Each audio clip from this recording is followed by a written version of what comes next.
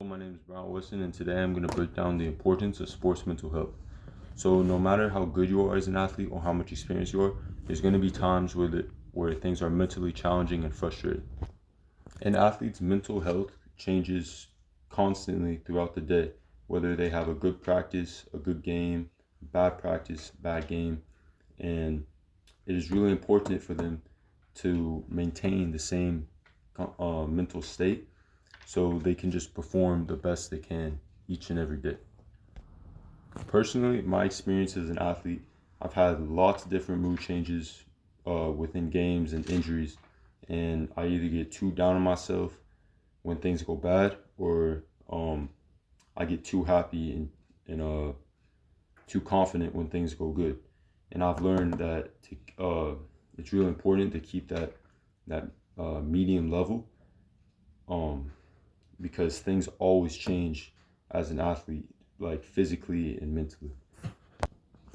An article titled "A Game Changer for Mental Health" by Michigan Health breaks down the importance of an athlete's mental health when preparing and playing sports, and they show how different players overcome different obstacles with what they're going through mentally.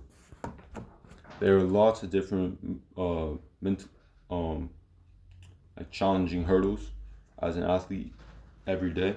But some of the three main obstacles an athlete faces are injuries, either if they have a good or bad game, and their consistent confidence level.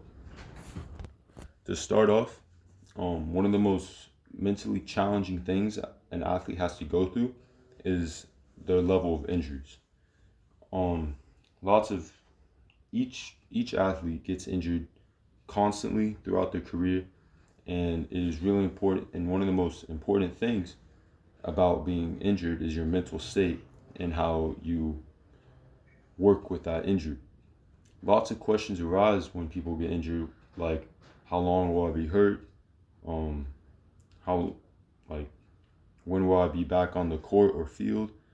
Will I ever be the same? And it could be really hard getting the answer that you might not want.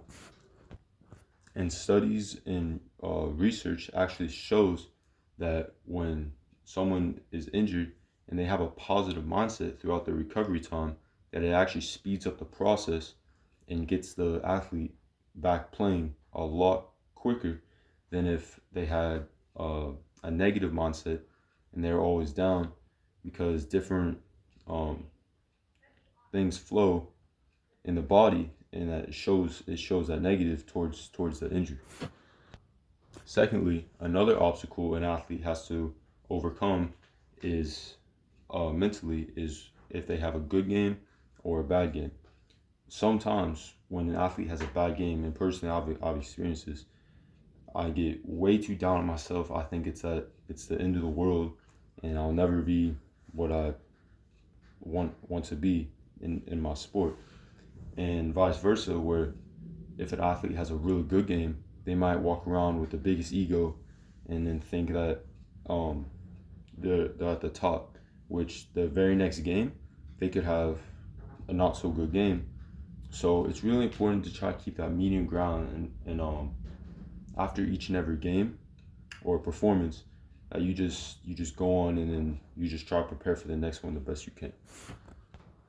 A basketball Hall of Famer, Charles Barkley, um, used to always say that as an athlete, it's best to have a short memory, which meaning that if you have a good game or a bad game, you just kind of forget, like you don't forget about it because you want to learn from your mistakes or even your success, but you don't dread on success and you don't dread on failure.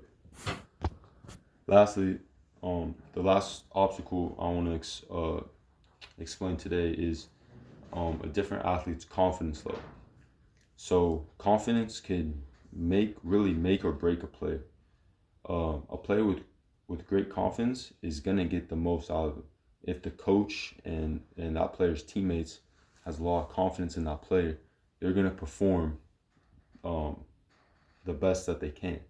Where um, And the opposite of that, if the player has no confidence at all and is scared to perform, they're not gonna really do anything that they want to do on the court. I've experienced lots of different times where I've been on about to go play my basketball game, and I'm not confident in myself or my ability to play, and and it shows on the court. People can see that, your coach can see that, your teammates can see that, and you want to do better. But the best thing is to believe in the work that you put in and believe in your practice. And there's other times where I've gone into the court feeling the best I've ever felt, most confident, and I've had some of my best games because of that. Because my coach was believing in me, my teammates were believing in me, and it gets your blood flow. It's proven. It gets like your endorphins and everything going a lot better, and you perform at a much higher level.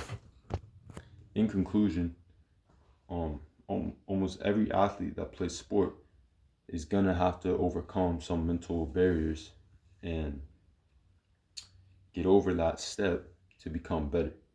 Because no matter what level you are as a player, things are always gonna trigger and make one either too happy or too sad. And it's a practice to keep that mental state.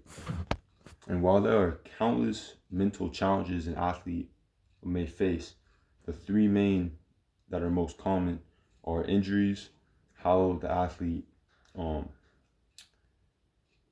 like previews that, how the athlete looks over their game, if they did good or bad, and their confidence level. And to end off, it is always best to think positive no matter how down one might be, because the attitude will benefit not only the mind but the body as well. So thank you guys for listening, and I hope you have a great rest of your day.